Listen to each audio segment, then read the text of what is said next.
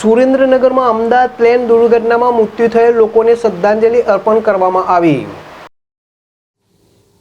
અમદાવાદમાં 12 જૂનના રોજ બનેલી પ્લેન દુર્ઘટનામાં જીવ ગુમાવનાર લોકોને લઈને રાજ્ય સહિત દેશ દુનિયામાં લાખો લોકોને દુઃખ છે।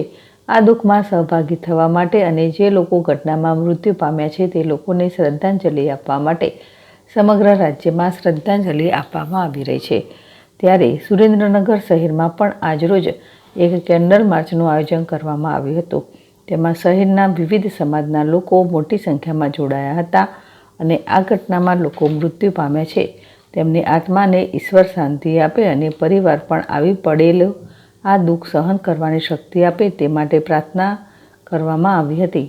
આજે યોજાયેલ કેન્ડલ માર્ચ શહેરના સુરી હેન્ડલૂમ હાઉસથી લઈને ખીચડિયા હનુમાનજી મંદિર સુધી યોજવામાં આવી હતી, જેમાં હજારોની જનમેદની ઉમટી પડી હતી અને અશ્રુભીની આંખે શ્રદ્ધાસુમન અર્પણ કર્યા હતા।